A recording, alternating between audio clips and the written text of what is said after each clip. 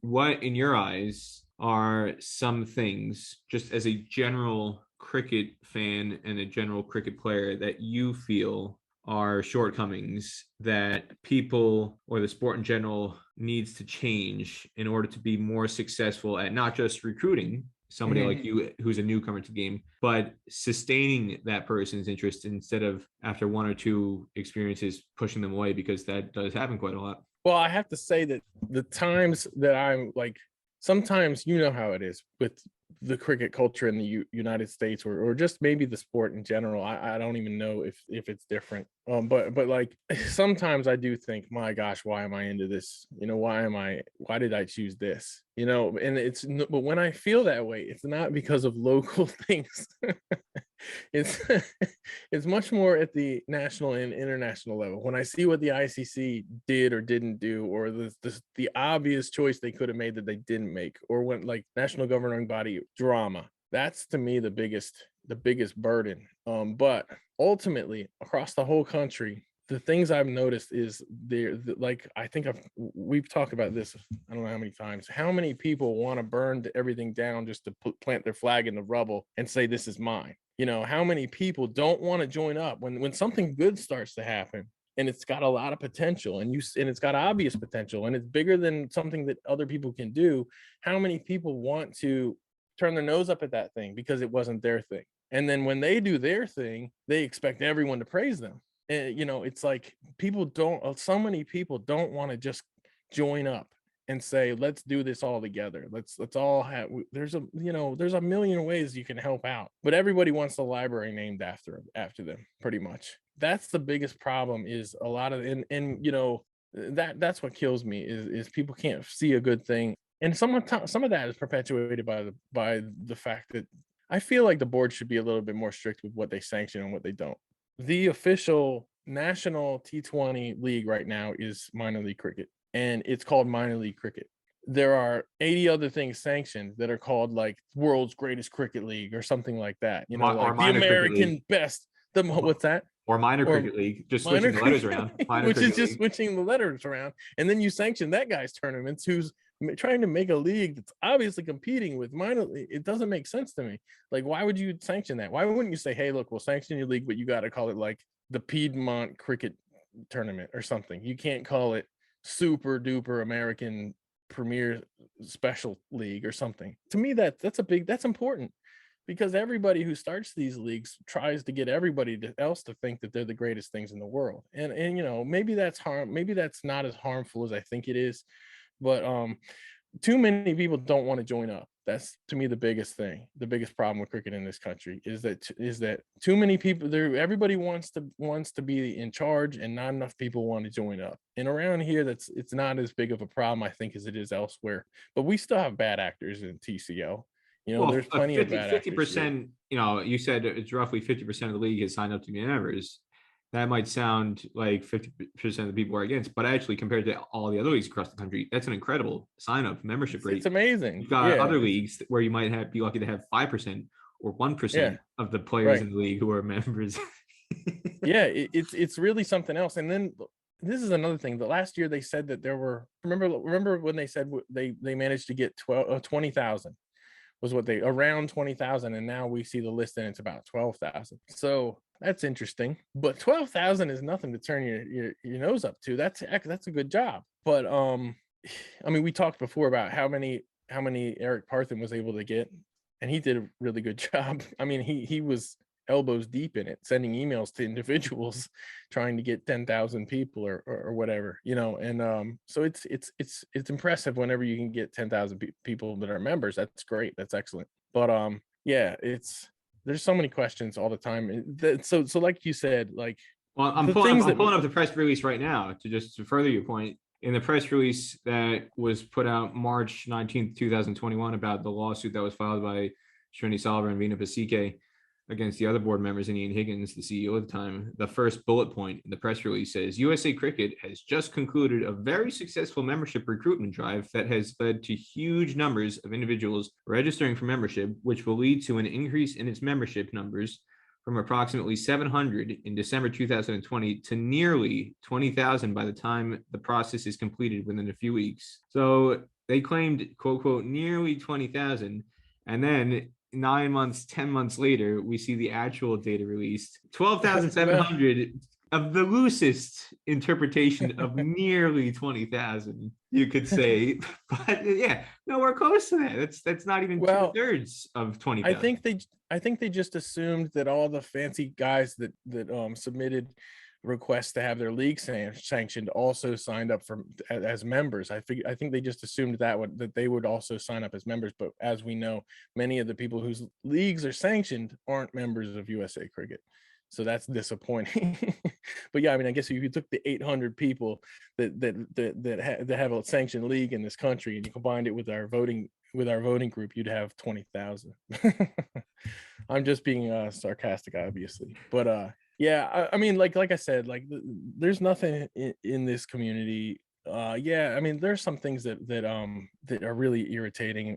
I think a lot of it you can chalk up to a constitution here that was written when it was when it was a men's only league, basically when it was a adult league, and it was written for adult clubs to be the voters, and now you have those clubs have too much power, I think, where when you have to consider youth cricket, and you should be subsidizing the youth cricket with the adult fees, in my opinion. Like our league shouldn't be all about just Nate and a bunch of other 40-year-old men going out and having a great time and getting their league fees subsidized by everybody else. It should be the other way around. It should be, well, no league member is going to vote against their own interests. They're not going to vote to raise the fees. So Well, that's but to me the you know, and you biggest know full problem. well, yeah, exactly, the cricket culture in America. I mean, one of my former clubs, it cracked me up. At the time, I was a student, and the membership fee was either $125 or $150, and I was a student. My income was basically a work study job, Right. but I had student loans, and I had a work study job, and I also had a part-time job. I forget at the time, I was either working for Dick's Sporting Goods as a force customer service rep, or I worked for FedEx as a package loader overnight. I worked the overnight shift from like 11 p.m. until 2 or 3 a.m. loading freight haul trucks to be driven out the next morning.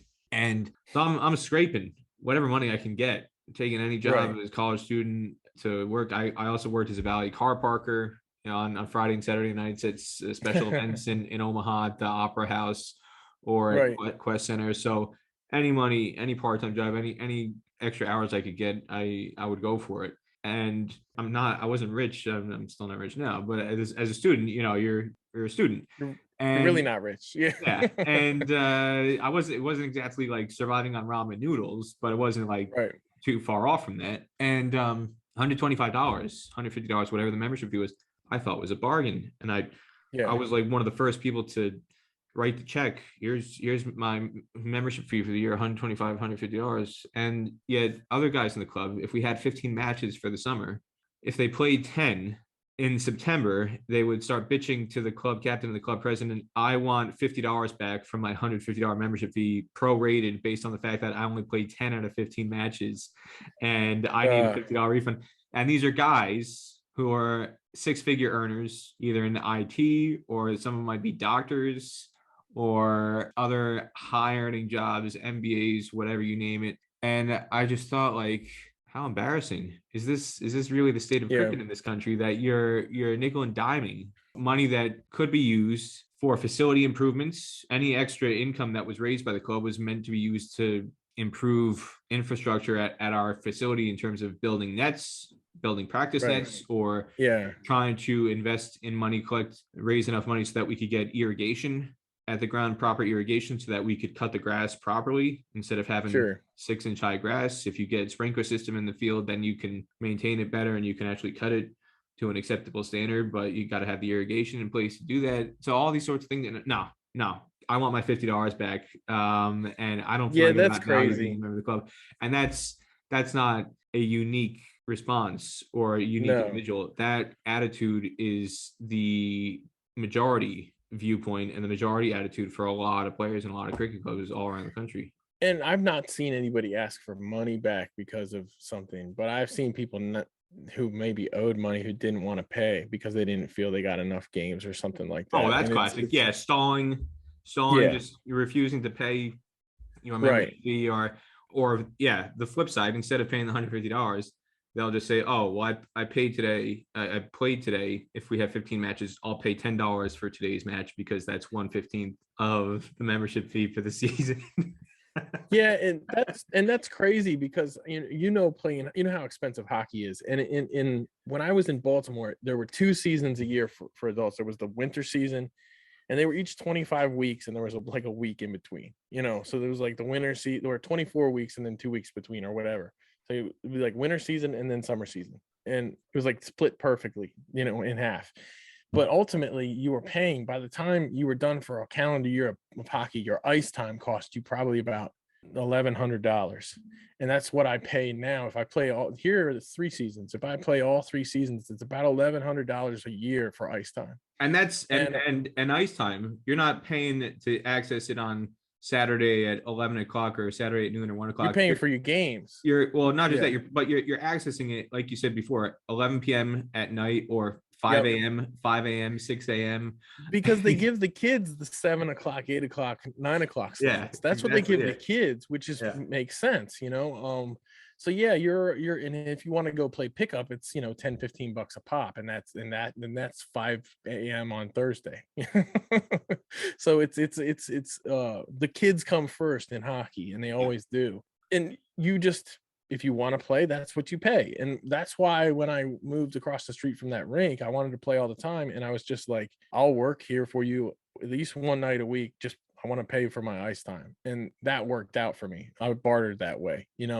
Not everyone gets that chance to do that, of course. But with the cricket, most leagues supplement the adult game with other fees, with either sponsorship that they get or that they could be putting into the youth program. Instead, they're putting it towards the adult teams they have to pay for. And I really feel like if you just said, okay, look, we're going to pay what it costs for your team, that's what you're going to pay. Whatever it costs per team, that's what the team should pay.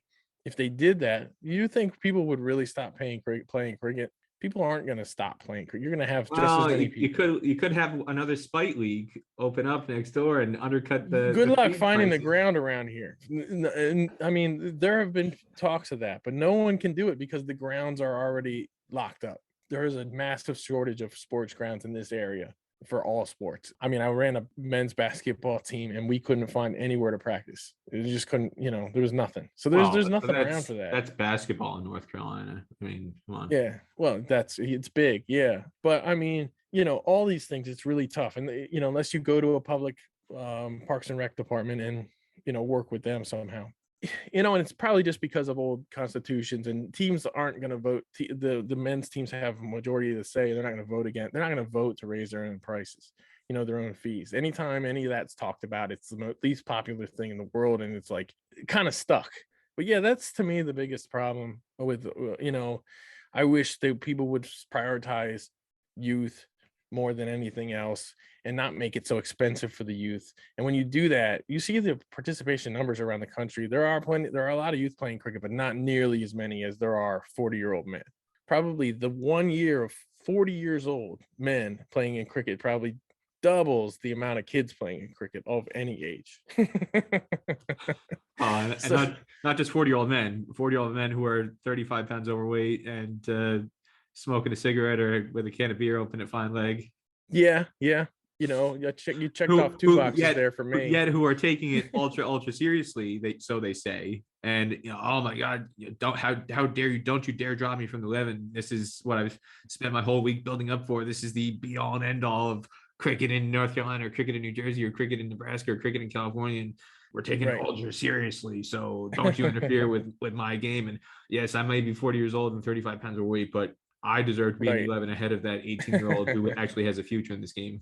Yeah, and people shouldn't go along with that, but they do. People go along with it. That's what gets me. But yeah, I mean, I'm sure other sports are probably a little bit like that. People want to protect their spot. That's what they want to do. And I understand. And nobody owes me a slot on the team or whatever any more than they owe anyone else. But obviously we're all paying a league fee. So we all should get some games. There are teams in the area that just hoard players and they always play the same 11 guys, and it just grosses me out. but that the team's really good. So those people that they hoard that don't get to play are just happy to be there. I don't understand it.